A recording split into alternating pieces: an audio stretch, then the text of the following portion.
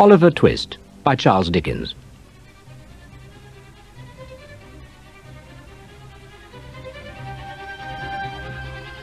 Oliver Twist. Oliver Twist sat wearily on the doorstep. He shivered. The sun was just rising over the town, and the chill of the night was still in the empty streets. Oliver was too exhausted to move.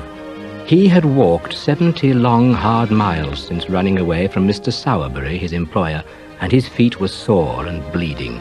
He ached all over, and he was thin and pale from hunger. Still, Oliver thought, he was glad he had run away. Mr. Sowerberry had threatened to send him back to where he came from, the workhouse. The workhouse was a frightful place where the inmates were punished severely for the slightest thing, and there was never enough food to eat. 100 years ago and more, the poorest of poor people lived in the workhouse. Oliver, who was 9 years old, had never known any other home, for he was born and brought up there. He did not even know who his mother was, for she had died soon after his birth. An hour or two passed, and people began appearing in the streets of the town. They glanced at the exhausted little orphan sitting on the doorstep, but most of them glanced away and hurried on. Then, all of a sudden, Oliver felt someone was staring hard at him. A snub-nosed, rough-looking boy was standing close by, looking him up and down with sharp, ugly little eyes. Hello. The boy greeted Oliver chirpily. What are you doing here? I'm hungry and tired. I've been walking for 7 days. Oliver replied in a weak voice. The boy whistled in wonderment. 7 days? He exclaimed. Then, unexpectedly, he gave Oliver a kind look. You'll be wanting grub. Don't worry, I'll pay. The boy was as good as his word, and when Oliver had wolfed down the first real meal he had had for days, he asked, Going to London? Yes. Oliver told him. Got any lodgings? No. Said Oliver ruefully. I suppose you want some place to sleep tonight then? Said the boy. Oliver nodded. I do indeed. I know a nice old gent in London who'll give you a bed for nothing. He knows me very well. The boy sounded very confident. This offer of a place to sleep, and a free place at that, was very tempting, and Oliver accepted gratefully. What's your name? The boy wanted to know. Oliver told him. Mine's Jack Dawkins. They call me the Artful Dodger. The boy said, as if he were proud of it. Oliver was none too sure that someone with a name like that was an honest person, but he was so grateful for the Dodger's help that he said nothing. What Oliver Twist did not know yet was that the Dodger belonged to a gang of pickpockets and robbers. Nor did he know that the old gentleman referred to, whose name was Fagin, was the ringleader of the gang. Fagin's house was in a very old part of London, and Oliver and the Artful Dodger had to walk through a maze of dark, smelly streets to reach it. Oliver found that frightening enough, but he was even more scared when he met Fagin. Fagin was a very old, shriveled-up creature with a villainous-looking face and a mass of matted red hair. Come in, my boy. Fagin welcomed Oliver after the Dodger had introduced him. We're very glad to see you, very. There was something about Fagin's voice that made Oliver feel cold all over. But the old man seemed kind enough. He gave Oliver a meal, and when he grew drowsy, showed him to an old mattress where he could sleep. In the days that followed, the Dodger and other young boys in Fagin's gang went out picking pockets. They brought back large numbers of handkerchiefs, pocketbooks, and other objects which Oliver was given to sort out. Oliver, however, did not suspect that these things were stolen until one day he was allowed to go out with the Dodger and another young pickpocket called Charlie Bates. The boys seemed to wander aimlessly through the streets for a long time until, suddenly, the Dodger halted in a narrow passageway and drew his companions back against the wall. See that old fella by the bookstall? The Dodger whispered. He pointed to a gentleman on the other side of the passageway who looked very prosperous. He wore gold spectacles and a velvet jacket. He'll do, muttered the Artful Dodger. Very nicely, agreed Charlie Bates. The two boys slipped across the passageway to where the old gentleman stood reading a book he had picked up. As Oliver watched in growing alarm, the artful Dodger plunged his hand into the old gentleman's pocket, drew out a handkerchief and handed it to Charlie. Then the two of them ran full speed round the corner and out of sight, leaving Oliver standing open-mouthed. Oliver felt a tingle of terror at what he had seen. It was out and out stealing, and he was involved. Oliver began to run away as fast as he could, but he was too late. The old gentleman, whose name was Mr. Brownlow, put his hand in his pocket, discovered that the handkerchief was missing, and began shouting, "Stop! Stop, thief!" He set off after the fleeing Oliver, and was joined by a growing crowd of people. A big, rough-looking man soon overtook Oliver and gave him a hefty blow with his fist. Oliver fell sprawling in the mud. Someone called a policeman, and Oliver was bundled off to the nearest police station. Mr. Brownlow followed. Curiously, he seemed to regret the whole business, and said so when Oliver was taken before the magistrate, Mr. Fang. "This boy is not a thief, sir, I'm sure of it. Mr. Brownlow protested. Please deal kindly with him. Besides, I believe he's ill." Oliver did indeed look very unwell. All of a sudden, he fell to the floor in a faint.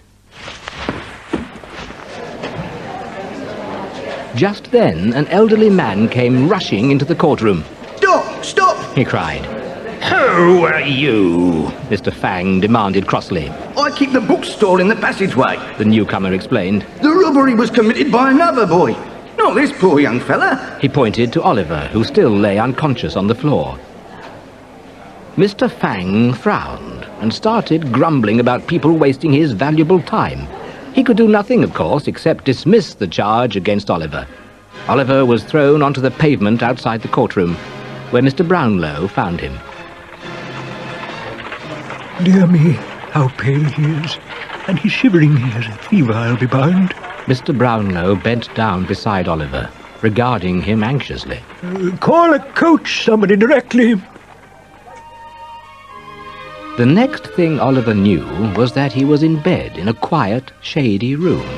What place is this? He murmured. Oliver spoke feebly, but someone heard him. A plump, motherly-looking old lady appeared beside the bed. There was a sweet, loving expression on her face. "Hush, dear," She said softly. "you must stay quiet now, or you will be ill again." The lady's name was Mrs. Bedwin, and she was Mr. Brownlow's housekeeper. For several more days she looked after Oliver and saw to his every need, until at last the boy was well enough for Mr. Brownlow to visit him. And how do you feel now, dear boy? The old gentleman wanted to know. Oh, much better, sir. I'm very happy. Very grateful indeed for all your goodness to me. As Oliver spoke, Mr. Brownlow kept staring at him. This poor, neglected little waif reminded him of someone, but who? Then the answer came to him. Of course, the portrait. Mr. Brownlow looked up at the picture hanging on the wall just above Oliver's head. It showed a very pretty young lady. Mr. Brownlow glanced at Oliver again and gave a start. Mrs. Bedwin, He gasped. don't you see this boy? His eyes, his mouth, his expression, his whole face. It's the same as the face in the picture. Meanwhile, the artful Dodger and Charlie had been in big trouble with Fagin for losing Oliver in the street. When they returned without him, Fagin flew into a rage and threatened to throttle both of them. Oliver now knew quite a lot about the gang, and Fagin was worried in case the boy had peached, that is, betrayed the gang to the police. He must be found. He must. Fagin stormed. But how? Charlie Bates stuttered. London's an enormous place, Fagin. Where do we start? Fagin's fury suddenly faded away. A cunning gleam came into his eyes. Leave that to me, my boy. He told Charlie. I'll think of something. Fagin did not take long to come up with a plan. One of the thieves in the gang was a girl called Nancy, and Fagin told her to go to the police station to see what she could find out about Oliver. At first, Nancy refused, for she was afraid of the police. She was more afraid, though, of Bill Sykes, a brutal bully of a man who was another member of Fagin's gang. Say no, would ya? Bill glowered at Nancy and raised his hand. You'll get my fist in your He face. threatened. It would not have been the first time Bill had beaten Nancy up. All right, She said hastily. I'll go. If she had to run this errand, Nancy thought she might as well make a good job of it. Nancy was a good actress, and when she got to the police station, she burst into tears. Through her wails and sobs, she told the police officer that she had lost her dear little brother. She meant Oliver, of course. Where is he?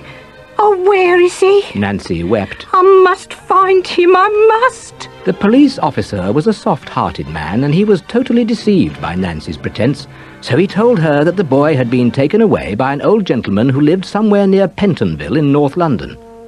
When Nancy returned with this news, Fagin at once sent her out again, together with the Artful Dodger and Charlie Bates, to search for the house in Pentonville. Oliver has not betrayed us yet. Fagin muttered nervously. Nancy would have learned at the station had he done that. But he must be found before he can talk, or we're all lost. Oliver was going to fall into Fagin's hands much more easily than anyone thought. As he slowly recovered his health, he tried to think of some way to repay all the loving care he had received in Mr. Brownlow's house. Oliver's chance came one day when a messenger delivered a parcel of books for Mr. Brownlow, but left before he could be given some other old volumes which Mr. Brownlow had wanted to return to the shop. Please let me take them, sir. Oliver begged. I won't be 10 minutes. I'll run all the way. Oliver's eyes sparkled with eagerness, and Mr. Brownlow could not refuse him. So he gave Oliver the books and a £5 note to pay a bill for him at the bookshop. Oliver set off briskly. He felt very smart in the new set of clothes Mr. Brownlow had bought for him. They were the first new clothes Oliver had ever worn, for in the workhouse there were only the old clothes people had discarded.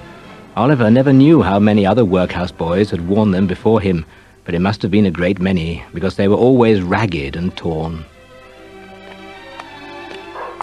Oliver had nearly reached the bookshop when all of a sudden a young woman stepped into his path. She flung her arms round his neck and, to his amazement, started crying. Oh, my gracious, I've found him. My dear lost little brother, I've found him. It was Nancy.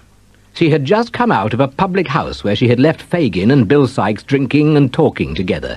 She was holding on to Oliver very tightly, and he struggled hard, trying to escape. You're not my sister. You're not. I haven't got a sister. Oliver kept yelling. Just then, he felt Mr. Brownlow's books being snatched from him, and a heavy blow landed on the back of his head. Bill Sikes, hearing the noise and shouting, had come out of the public house to see Oliver struggling with Nancy. Bill hit Oliver again, then grabbed him by the collar and began dragging the dazed boy through a maze of narrow, winding streets to the place Oliver dreaded even more than he dreaded the workhouse, Fagin's den. Delighted to see you, looking so well, my boy. Fagin said in that menacing voice which made Oliver shiver. Oliver shivered again. He was trapped. His heart sank when he thought of all his good friends at Mr. Brownlow's house. What would they think of him when he did not return? Perhaps they would believe he had run away with Mr. Brownlow's £5 and the valuable books, to say nothing of his fine new suit of clothes. If they think that, I could not bear it. Oliver reflected, feeling dreadfully upset. In the next few days, Oliver watched for ways to escape, but Fagin saw to it that he was never alone and had no chance to get away. That meant, of course, that Mr. Brownlow, who was frantically searching for Oliver, had no chance of finding him. Mr. Brownlow sent out servants to scour the streets for the boy, and asked everyone he could find if they had seen him. The old gentleman even put an advertisement in the newspaper, offering a reward for information about Oliver. But all his efforts achieved nothing. No one knew where Oliver was. As far as Mr. Brownlow was concerned, the boy had vanished. In the meantime, Fagin was trying to train Oliver to be a criminal. He did this by telling Oliver how exciting it was to go out thieving, and what a fortune he could make if only he would work hard at it. The Artful Dodger, said Fagin, was a great man because he was such a clever thief. Oliver did not believe a word of it, but he never let Fagin know that. At last, Fagin decided he could now trust the boy to help in his criminal work. I'm sending you over to Bill Sykes, my boy. Fagin told Oliver one day. We've a nice little job for you. Fagin cackled in a sinister way that frightened Oliver. Nancy came to collect Oliver and take him to Bill Sykes. Oliver noticed that she seemed very upset. Nancy had good reason to feel that way. Despite her rough ways and sharp tongue, she had a kind heart. She had become very fond of Oliver and hated to see him hurt or in danger. And Oliver was in great danger now, because Fagin and Bill Sykes planned to use him to help them in a big robbery. Oliver learned of this robbery when he reached Bill's house. Do you know what this is? Bill asked him, pointing to a small pistol which lay on the table in front of him. Oliver gulped and nodded. Bill picked up the pistol, loaded it with bullets, and then placed the barrel against Oliver's head. It felt cold and hard. We're going out, you and me. Sykes growled. And if you speak a word to anyone, I'll blow your head off. It was not a threat Oliver could easily forget.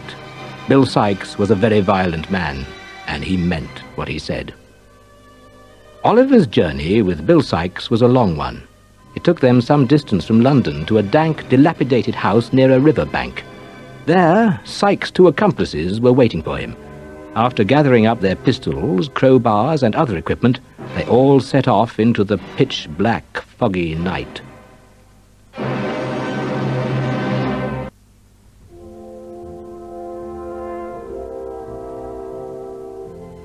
Oliver now realized the frightful crime in which he was involved, and begged Bill Sykes to let him go. I'll never come near London again. Never. You'll hear no more of me, I promise. Oliver cried. Please, Mr. Sykes, please. It was no use. Bill had a job for Oliver to do, and he meant to make sure he did it. They reached the house where the robbery was going to take place, and Bill used his crowbar to force open a small window. You're going in there, he told Oliver. He pointed to the window, which was so tiny only a boy of Oliver's size could get through it. Once you're in, Bill went on, go to the front door and open it to let us in. I'll have this pistol pointing at you all the way, so don't try any tricks, or I'll shoot you dead. Despite this threat, Oliver had made up his mind to try to warn the people in the house. Once through the window, he made as if to dart upstairs to the family's rooms, but Bill saw him. He yelled, Come back! Back! Back, you little wretch! Suddenly, there was another cry. Who's there? From upstairs this time, two men appeared at the top of the stairs. One of them held a lantern, the other a pistol. Oliver heard him fire it and felt a fierce, hot pain in his arm. Evil-smelling smoke surrounded him. There was a crash, another shot, and the sound of a bell clanging loudly. Then Oliver felt himself being lifted up and dragged outside. The robbery had gone wrong. The two men in the house had raised the alarm, and there was nothing Bill Sykes and his gang could do but run, taking Oliver with them. As they ran, they heard the shouts of men pursuing them, accompanied by the barking of dogs.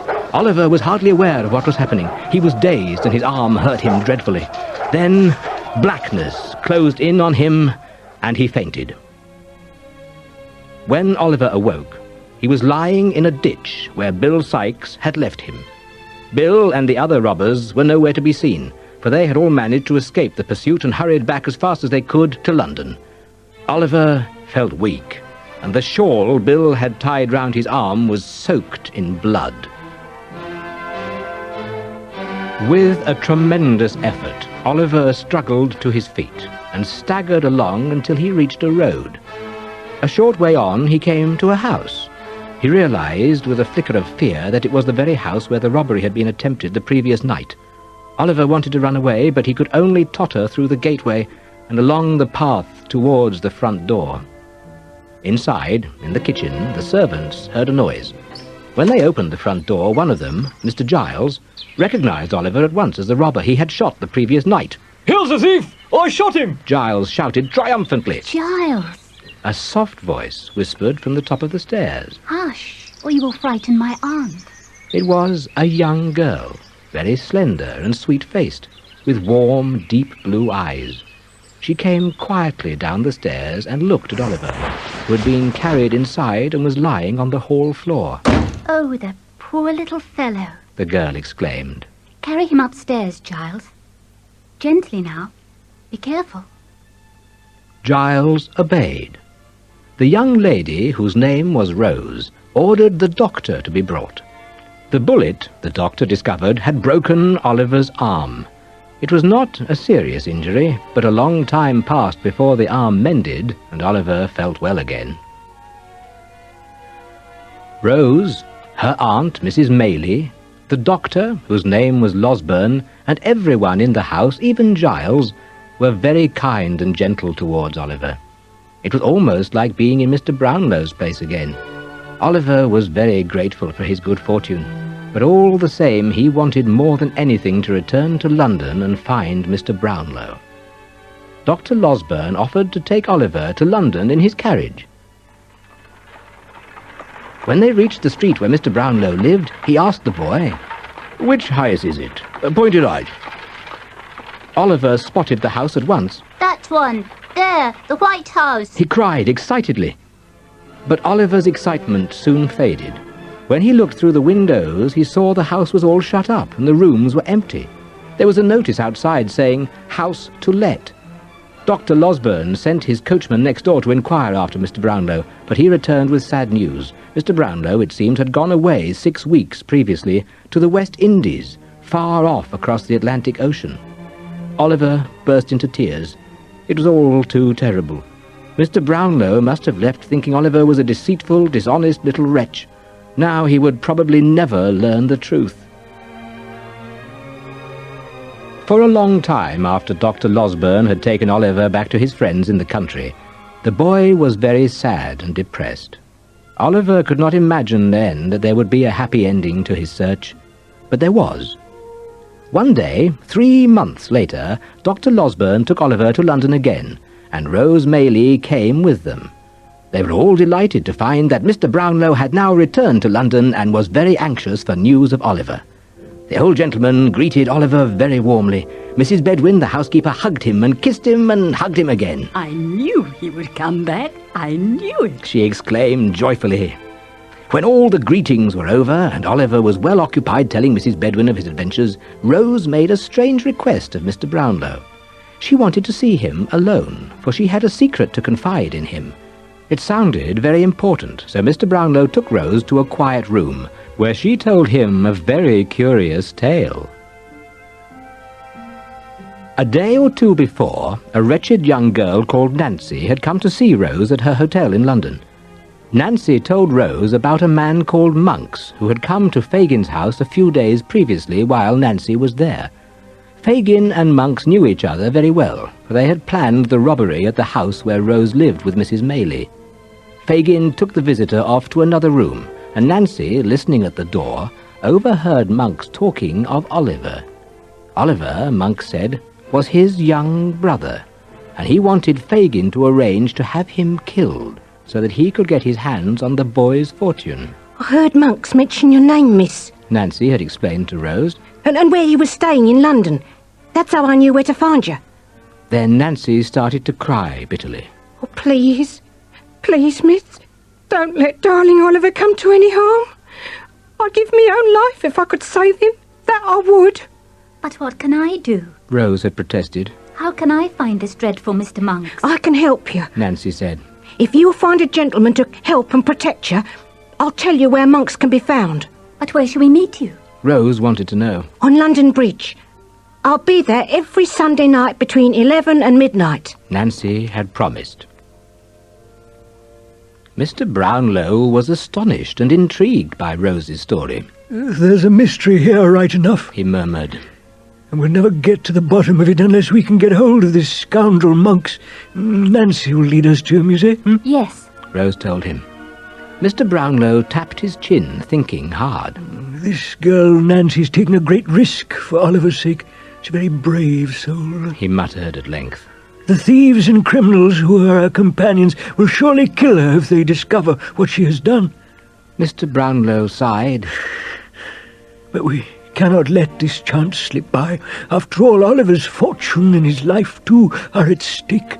No, we must meet this girl and learn all we can from her.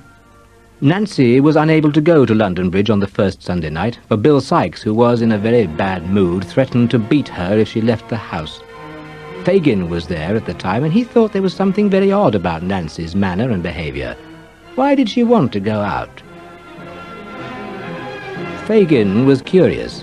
He decided to send one of his boys to follow Nancy on the next Sunday night, to see where she went and who she met. The boy spy faithfully carried out Fagin's instructions. He saw Nancy meet Rose and Mr. Brownlow on the bridge just after midnight. Unseen and unheard, the spy crept close and heard Nancy describe the tall, lean Mr. Monk's, the public house he often visited, and the times he went there. You can recognise him easily, Nancy said. There's a mark on his throat. A big red... A red mark? Mr. Brownlow interrupted her. A mark like a burn or a scald? Rose and Nancy exchanged surprised looks. Why, yes, Nancy replied. Do you know him, sir? Mr. Brownlow nodded. There was a grim expression on his face. Yes, I think I do, he muttered. Mr. Brownlow lost no time. The very next day he went out with two of his men-servants to look for Monks. Quite near the public house Nancy had spoken of, they spotted their prey. Before Monks knew what was happening, he was grabbed by the men-servants, bundled into a hackney carriage and driven off at a smart pace to Mr. Brownlow's house. There, Monks was led to a back room. Go outside and lock the door, Mr. Brownlow told the men-servants. Mr. Monks and I will speak together, alone. The two men looked doubtful, for Monks seemed dangerous. Nevertheless, they obeyed. When they had gone, Mr. Brownlow looked at Monks sadly for a few moments. I thought this was the man. He's the son of my best friend, Mr. Brownlow reflected. Poor Nancy described him well. Then Mr. Brownlow said aloud, Your name is not Monks, is it? It's Edward Leaford. Monks gave a start of surprise. How do you know that? He growled suspiciously. Mr. Brownlow sighed. Because I knew your father, Edwin Leaford, and his sister, who died many, many years ago on the very day she and I were to be married. A flicker of pain crossed Mr. Brownlow's face as he remembered his young, dead bride-to-be. He had not spoken of her to anyone for a very long time. I know that your father and mother were unhappy together, he went on, and that they parted when you were still a young boy. And... Mr. Brownlow paused for a second. I know you have a brother. Monk's eyes narrowed. I have no brother. I was an only child. The only child of your father's marriage, yes, said Mr. Brownlow. But after your parents parted, your father fell in love with a beautiful young girl called Agnes Fleming. Poor Agnes died, giving birth to their child. It was a boy who, by the grace of God, later fell into my hands. I knew what Agnes looked like, you see, for your father gave me her portrait, and the boy looked exactly like her. By this time, Monks was utterly dumbfounded by Mr. Brownlow's revelations. However, the old gentleman had not yet finished. He told how Oliver Twist had disappeared on the way to the bookshop, and how he had searched high and low for him without success. I knew you could solve this mystery for me, Mr. Brownlow told Monks. I also knew of your criminal life, and that you had escaped to the West Indies, so I followed you there. The long voyage to the Indies had been fruitless. By the time Mr. Brownlow had arrived there, Monks had already returned to England. Mr. Brownlow made the long journey home again and scoured the streets, seeking Monks for many weeks. But not until he heard Nancy speak of him did the old gentleman have any clue to where Monks could be found. You were a wretched child, and you are still the scoundrel and robber you always were, Mr. Brownlow accused Monks. You plan to have young Oliver murdered, don't you? So that you can have all your father's money. You can't prove anything against me. Monks blustered, turning very pale. Oh, but I can, Mr. Brownlow retorted. I know about Fagin and the plot you have hatched together. Fagin? Monks stuttered. I know no such man. Shall we call the police then and let you deny it to them? Monks looked terrified at that. No, don't. I must not fall into the hands of the police. They will hang me. Mr. Brownlow gave a sigh of satisfaction. Then you'll surely do as I demand, he cried. You must sign a document giving Oliver his rightful inheritance, his share of your father's money. Monks looked thoroughly miserable. He thought of the police cell, the courtroom, and the hangman's rope that would undoubtedly be round his neck if he refused. Very well, he muttered resentfully. Oliver shall have his inheritance. I promise. Poor Nancy, whose love for Oliver made her take such great risks on his behalf, would have been very happy to know of the boy's good fortune. But sadly, Nancy had paid a high price for her actions. When the young spy told Fagin about Nancy's meeting with Rose and Mr. Brownlow on London Bridge, Fagin had been enraged. He sent for Bill Sikes and told him the story. Bill, always a brutal man, took his pistol and shot Nancy dead. Even as Mr. Brownlow and Monks were talking, the police were out hunting for the murderer. That very night they cornered Bill Sikes in his hiding place. In a panic, Bill clambered out onto the roof, taking with him a rope to let himself down to the ground and so get away. But he missed his footing, and as he fell, the rope tangled round his neck. The rope tightened, and Bill choked to death. That same day, acting on information given to them by Mr. Brownlow, the police arrested Fagin, together with several of his boy thieves. At his trial, Fagin was condemned to death for all his crimes. He later ended his disreputable life on the hangman's gallows. As for Oliver Twist, Mr. Brownlow adopted him as his son. He took him to live in the country with the housekeeper, Mrs. Bedwin. Oliver was very happy there, for he loved the fresh green countryside with its beautiful fields and flowers and trees. Once, Oliver had been a poor, misused orphan boy whose only home was the workhouse. Now his future was bright, and life offered him much happiness. He had the inheritance his father had intended for him.